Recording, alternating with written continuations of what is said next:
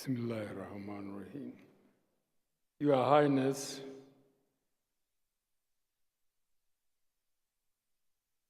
Sheikh Saif bin Zayed Al Nahyan, Deputy Prime Minister and Minister of Interior of the United Arab Emirates, Your Excellency, and Your Excellencies, distinguished ladies and gentlemen, it is with great pleasure that I address you today on this occasion of 2019 annual investment meeting here in Dubai. I wish to thank His Royal Highness Sheikh Khalifa bin Zayed Al Nahyan, the President of the United Arab Emirates, for inviting me to speak at this event. This is the 9th edition of such a gathering. At this point, I want to congratulate His Highness Sheikh Mohammed bin Rashid Al Maktoum for his vision to support such a platform where world leaders in both the public and private sectors exchange ideas on how to make this world a better place. This morning, my brief remarks will be on digital globalization, which we all agree is transforming the world as we know it. Almost every day, innovations and transformative ideas are rolled out. This trend is here to stay. Today, we have a cyber world that is intangible but real. This borderless world is powerful and impacts the lives of billions of people, no matter how remote their physical locations are. People work in it, people socialize in it, and people invest in it. This presents enormous opportunities, but it also remains a constant threat if left unregulated. On the other hand, it has made the human race more productive and more efficient.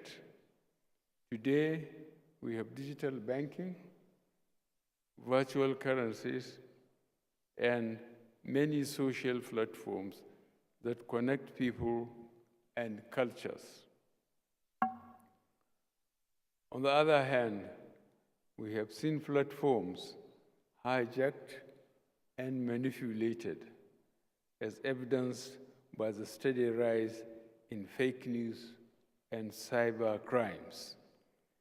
More recently, we are also witnessing the use of the cyberspace to manipulate elections, subvert the democratic rights of citizens, as well as propagate violence. In effect, the digital world has become the new frontier for both good and evil.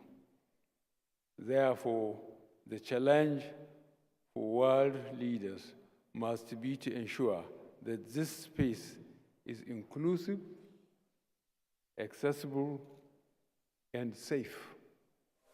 In Nigeria, our mobile phone penetration exceeds 80%.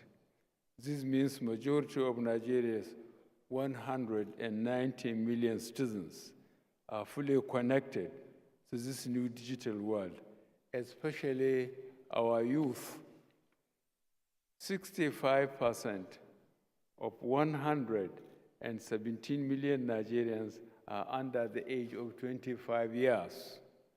These bright minds are the drivers of this emerging digital sector. Today, Nigeria has close to 90 technology hubs, and every day new ones are coming up, and they are all developing solutions for Nigeria and indeed global problems. Already, these young entrepreneurs have attracted investments of over $100 million, a sizable amount from overseas, including Silicon Valley. As many of you from this region are aware, Nigerian startups always have a very impressive outing at the Gulf Information Technology Exhibition. Many have won prizes. As leaders, it is therefore our responsibility to create the enabling environment for these minds to flourish and reach their full potential. When we came in 2015, we immediately agreed that any future economic growth must be inclusive. As the Nigerian youth population are fully digitalized, it is clear that the idea of having an inclusive economy cannot be achieved without digital inclusion. We therefore leveraged and supported digital platforms in our numerous socio-economic programs, from training extension, workers in agriculture, health and education sectors, to enable microeconomic credits to increase financial inclusion. However, while this digital globalization has occurred rapidly in the private sector, many governments and regulators have not kept pace. New waves of cybercrime and terrorism continue to threaten the positive strides being made. On cybersecurity, Nigeria has taken the lead in cyber policing in West Africa. In this, we are working with our regional and global partners. Furthermore, our public sector reform program focuses on digitalizing key operations, from procurement to payroll to revenue collections.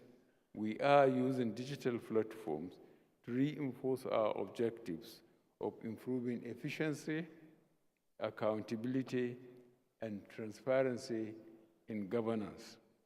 We are also working on creating the largest digital database in Africa.